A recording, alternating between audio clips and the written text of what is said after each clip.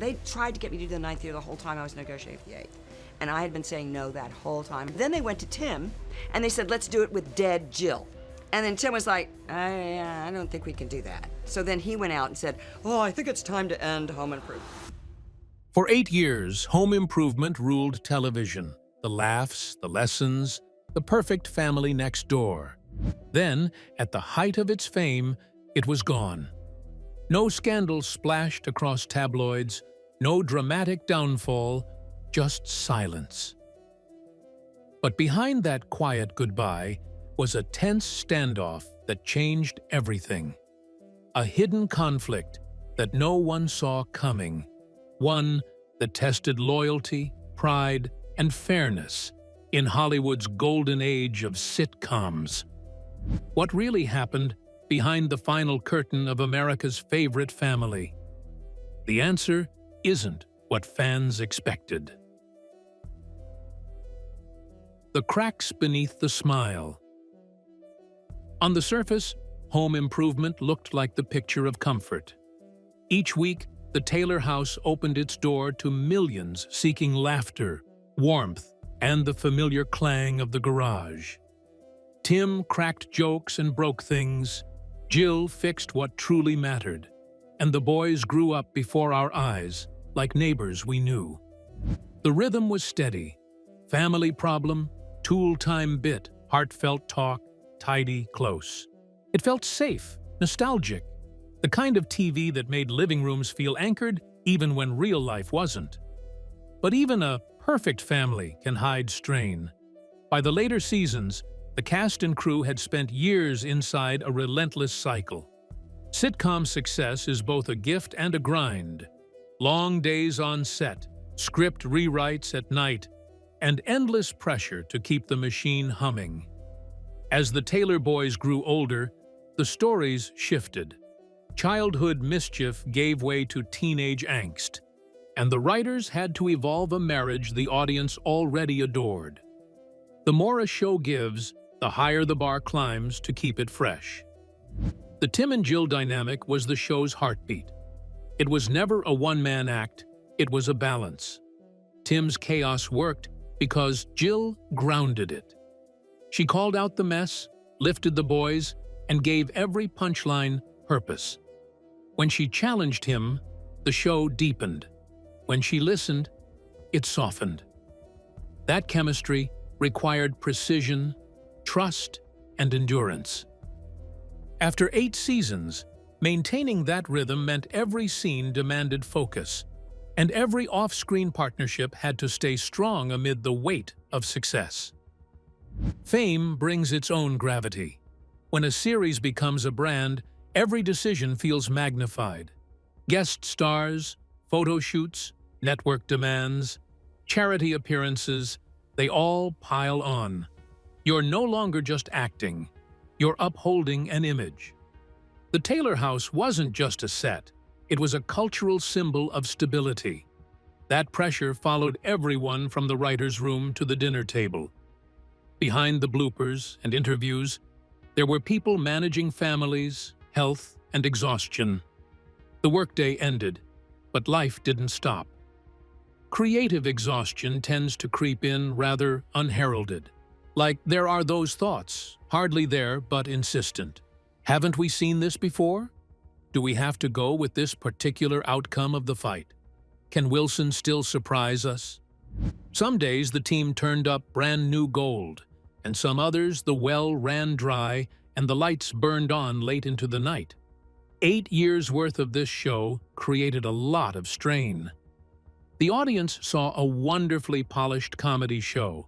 They didn't see the daily struggle to keep the show alive and to make the familiar moments seem hard-earned. At the same time, priorities started to shift. The concept of work-life balance made even more noise, especially for Patricia Richardson, who was carrying a real-life load paralleling her on-screen duties. After carrying the emotional weight and guiding Jill as a voice on familial integrity, the question simply became, another year, at what cost? That was not just a financial question. Rather, it was about time, fairness, and showing by example. ABC watched the ratings swing, and with solid ratings and a strong brand, renewal seemed assured. For some venerable shows, the thing about Hollywood is that they are like saguaro cacti. Witness them standing and abiding the storms of distress, but clip them and suits would whirl around the cluttered remains of limelight tufts. The perfect family that America loved was because they saw the whole thing fall apart once the foundation, which is, in this case, Tim and Jill, does not hold up. Eventually, the Taylor home became a reflection of life. Significant talks took place there. However, the actors were divided between their energy and their legacy. The network was divided between its budget and its pride. The fans had to wait for news that wasn't guaranteed at that point. And that is where the story turns, to the numbers, the offers, and the gap no joke could cover. The price of parity. By its 8th season, Home Improvement wasn't just a hit sitcom, it was a television institution. It had weathered changing tastes and still ranked near the top of the Nielsen charts. Viewers loved its blend of humor, warmth, and family conflict. For ABC, it was a cornerstone. For fans, a weekly ritual. So when renewal talks for Season 9 began, everyone assumed it was a formality. But what should have been a celebration became a reckoning over worth, fairness, and respect. The numbers told the story. ABC and Disney reportedly offered Tim Allen an astonishing $2 million per episode, making him one of the highest-paid actors on television. It made sense on paper. He was the face of the show, the tool-wielding everyman who drove merchandise, ratings, and marketing. But Patricia Richardson, his co-lead for 8 years, was offered $1 million, half. At first glance, that figure seemed generous, but context changed everything. Richardson wasn't a supporting player.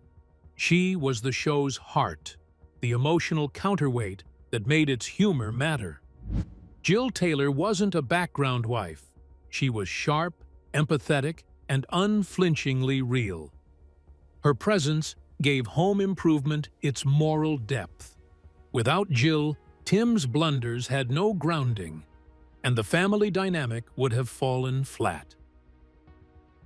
Richardson knew her value. She'd spent 8 years turning Jill into one of the most authentic portrayals of womanhood and motherhood on 90s television. She'd negotiated before, but this time was different. Hollywood was beginning to face new conversations about parity, and studios were pushing back. When the Season 9 offer arrived, Richardson drew a line. She would only return if she received equal pay and an executive producer credit, matching Allen's creative authority. It wasn't a power play. It was about principle. Richardson had earned her standing as an equal partner in every way that mattered. Screen time, emotional weight, and, really, in terms of what audiences felt she was bringing to the show. The pay gap wasn't about greed. It was about recognition.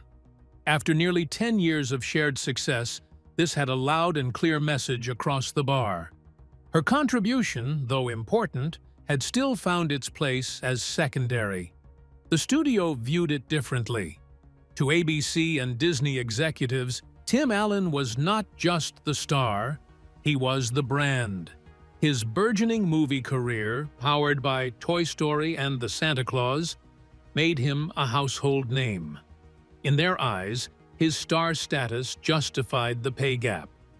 To give parity to Richardson would set the precedent for other shows, and would open the door to new pay demands from female leads. What Richardson saw as equal opportunity, the studio perceived as a risk. That was what the quiet standoff became, the impassable wall. Richardson stayed put. Allen's team was entirely dignified and courteous, keeping their conversation, as far as Richardson's team could tell, about something other than pay. The insiders described the entire proceedings as calm but inflexible sides, locked in mutual respect towards an insurmountable philosophical divide. You know readily that anyone will get the irony of the situation. Home Improvement was based on empathy, communication, and compromise. And of course, behind the scenes, compromise came at a cost. Rejecting those terms to her meant not defiance, but dignity. After 8 long years, she wasn't going to accept the unequal terms anymore. What happened next proved this wasn't just a sitcom salary dispute, it was a breaking point that would define the show's legacy. Because when Patricia Richardson refused to back down, ABC had to decide, pay up or pack up. Jill's line in the sand. When negotiations for Home Improvement's 9th season began, Patricia Richardson wasn't planning a power move. She was preparing for closure. For 8 years, she had carried the show's emotional core, grounding its humor with warmth and honesty. To audiences, Jill Taylor was the quick-witted wife who matched Tim's bluster with heart and reason. But inside the studio, Richardson was more than a performer. She was a creative partner in tone and balance. By season 8, she was ready to draw a boundary, not just for herself, but for what the show stood for. That line came down to one principle: respect must be equal if the work is equal. When ABC offered her half of what Tim Allen earned, Richardson didn't see a paycheck. She saw a message. For 8 years, she had shaped Jill Taylor into something rare on 1990s television, a woman with agency, intellect, and humor. Jill wasn't there to react to Tim's chaos. She was the show's conscience. Every laugh relied on her timing, every heartfelt moment on her sincerity. She wasn't a co-star, she was a co-lead. So when Richardson told the studio she wouldn't return without pay parity and an executive producer credit, it wasn't ego, it was fairness. She'd already expressed her readiness to move on, wanting more time with her 3 children. But when ABC returned with an offer to extend the show, she made her terms clear. If she stayed, it had to reflect her true worth. That was her line in the sand. For the network, her stance was beyond a contract issue. It became a corporate complication. Equal pay for a female co-star was not a standard practice in the late 1990s. ABC and Disney feared that granting such a demand might set a precedent for other primetime shows on their lineup. If Richardson were paid the same as Allen, who would stop the others from forming a union for equality? Executives saw ripple effects, not fairness. For them, it was not a personal matter. It was a business one. For Richardson, it had always been personal. It was about 8 years of shared labor, late nights, and the emotional truth of a character representing millions of women. For Tim Allen, contracts waged war between admiration and duty. He paid lip service to the continuity of the show, but publicly remained diplomatic. Privately, he admired her conviction, if not the complications attached to it. Their chemistry was lightning in a bottle, and yet off-screen, they stood in professional dignity at different crossroads. Allen sure had a smirk on his face with the show and the paycheck pouring in. Richardson was seeking fairness and principles. Both were right, but somehow, their truths made the show impossible. The studio considered its options. Could Home Improvement survive without Jill Taylor? Could Tim pull it off solo? Any idea? Whether to get rid of Jill or to shift the show to focus on tool time just didn't fly. The absence of Jill was the absence of the moral and emotional core of the series. Jill was not simply the voice of wisdom, she was also the mirror that enabled Tim to evolve. Without that, everything fell apart with the family dynamic. Even the creative team at ABC understood that With Richardson gone, the show would be missing its heart. Richardson did not walk away in a huff. She stood her ground, said farewell, and walked away with dignity. Years later, she recalled her choice without a shred of regret. "It was time," she said simply. "I was proud of what we built. But I wasn't going to compromise who I was for another year." And so, one of television's most beloved mothers took her final bow. ABC was left with a question larger than ratings. Would it risk losing a hit rather than bridge the pay gap? Because after Jill Taylor left the kitchen, ABC had to decide whether Home Improvement could survive without its heart, the show that couldn't go on. When Home Improvement wrapped its 8th season in 1999, fans assumed the Taylors would return. Ratings were strong, chemistry intact, and the finale had been written as a pause, not an ending. For ABC, the show was still a Tuesday night anchor, a dependable hit that brought families together without controversy. So, almost immediately, executives began planning Season 9. But this time, the talks weren't about stories or characters. They were about survival, creative, financial, and emotional. ABC's goal was simple: one more season with the Taylors. On paper, it looked easy. The offer was huge. Tim Allen was promised $2 million per episode, a record salary for a sitcom star. Patricia Richardson was offered $1 million. Generous, but only half her co-star's rate. The studio expected her to agree. Instead, her stand for equal pay changed everything. Suddenly, ABC had to face a difficult truth. What would Home Improvement look like without Jill Taylor? Behind closed doors, executives explored options. Could the show continue without her? Could Jill be written out, maybe off pursuing a new career, or gone entirely, leaving Tim to parent alone? Rumors spread of scripts that imagined Tim as a widower or single dad. Others floated a new love interest, but none of it worked. Without Jill, the show felt smaller, colder, and less human. She wasn't a supporting role. She was the conscience of the series. Take her away, and Home Improvement lost its balance and its soul. The writers knew it. The show had never relied on spectacle. Its success came from relatability, from Tim's chaos being steadied by Jill's clarity. Their chemistry made ordinary moments universal. Audiences didn't just laugh at Tim's mistakes. They saw their own families in them. Without Jill, the humor risked feeling hollow. It wasn't just the loss of a character, it was the loss of heart. Still, ABC was looking for options. Some execs thought the show could survive on Tim's star power alone. They pitched a retooled format, this one more centered on tool-time workplace comedy with less family and more gadgets. It looked safe on paper. It felt empty creatively. Home Improvement has never been a one-man act. It was about marriage, parenthood, and imperfection. Without that, there was no reason for audiences to care. In the meantime, Tim Allen himself stood at a crossroads. The kind of staggering offer one rarely sees in an acting career. But it had a price. To continue without the partner of the production who had set the rhythm of the show.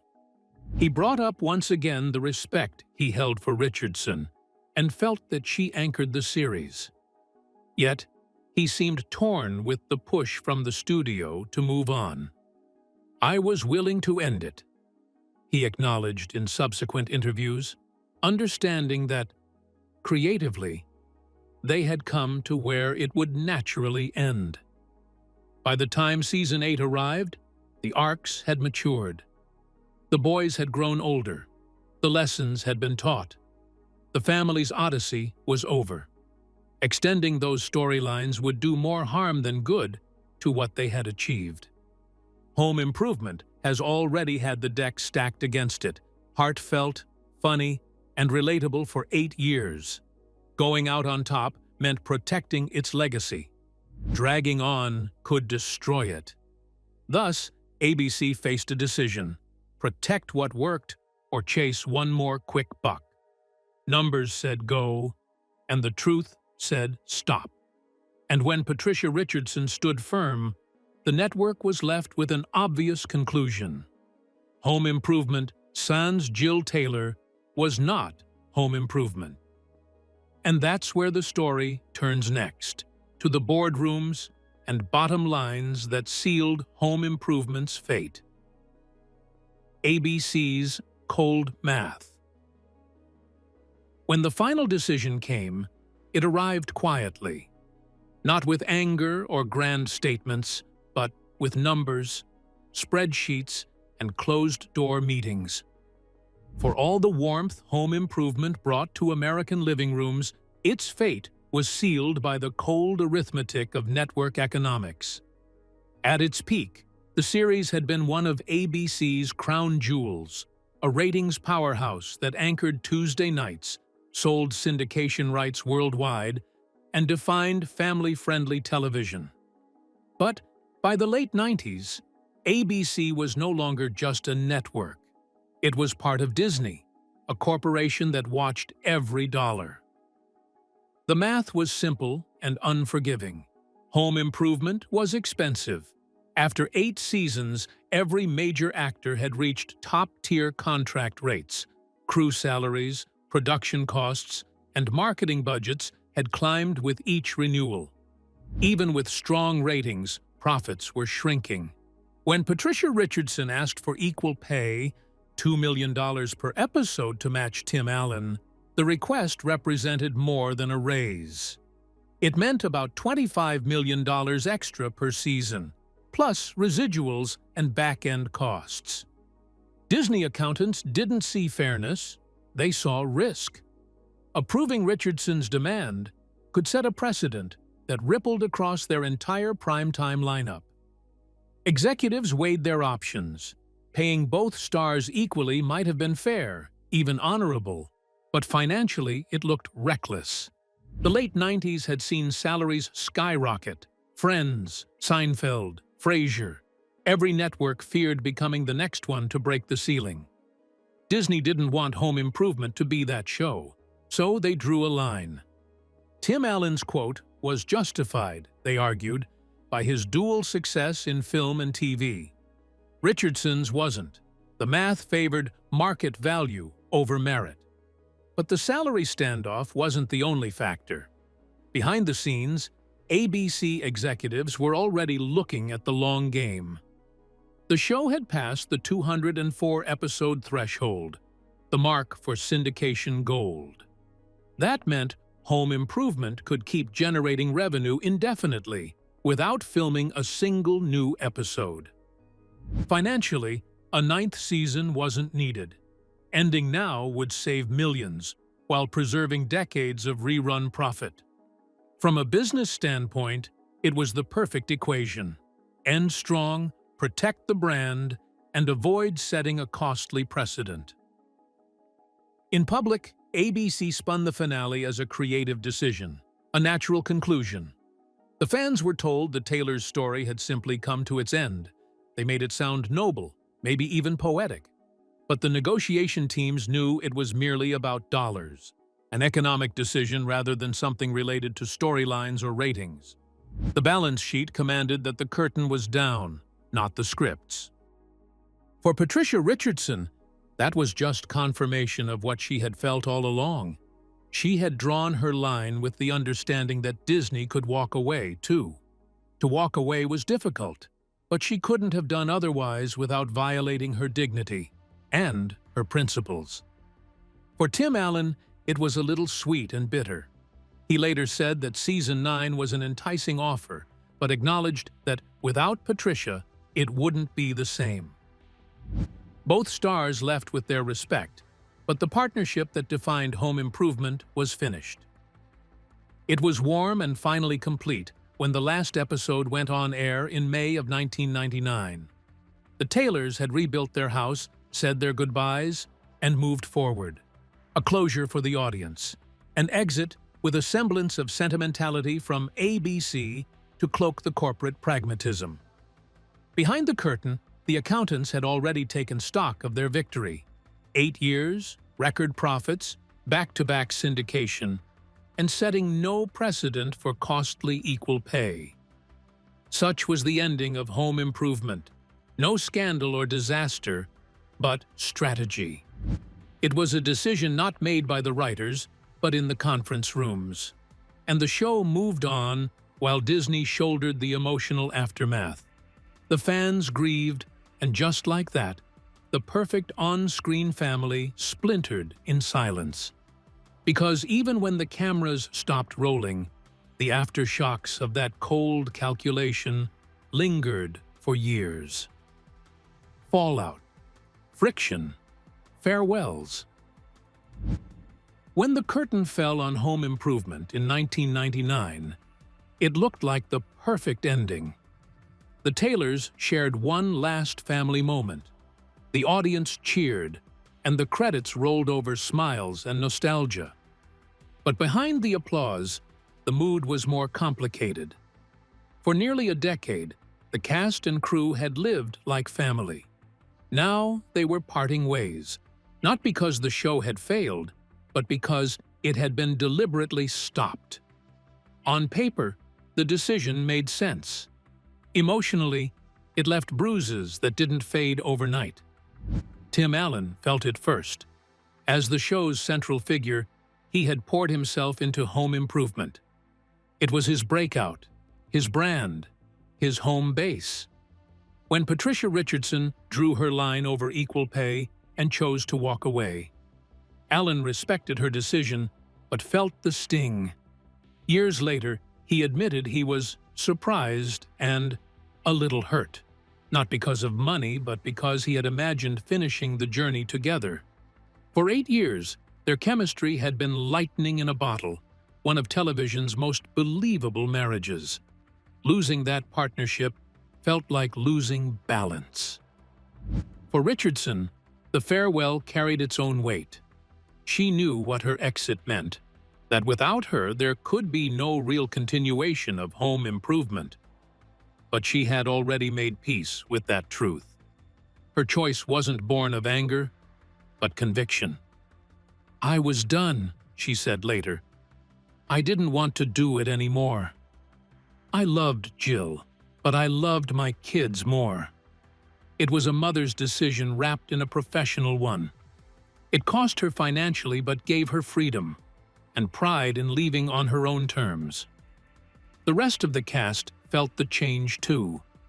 Jonathan Taylor Thomas, who played Randy, had already stepped back to attend college, determined to avoid the child star trap.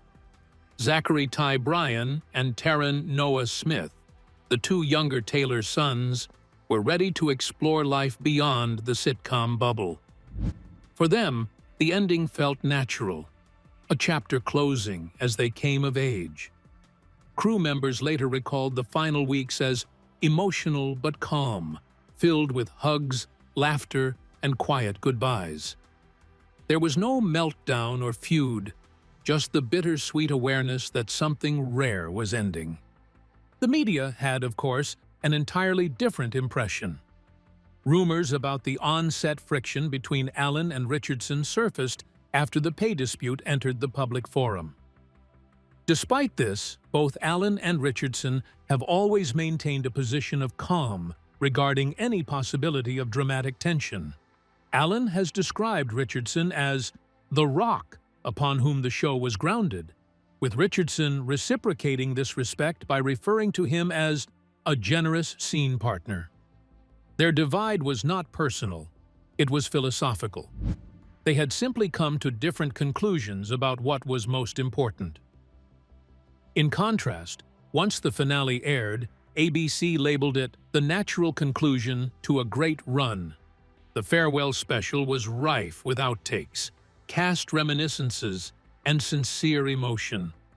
But the goodbye left an ache.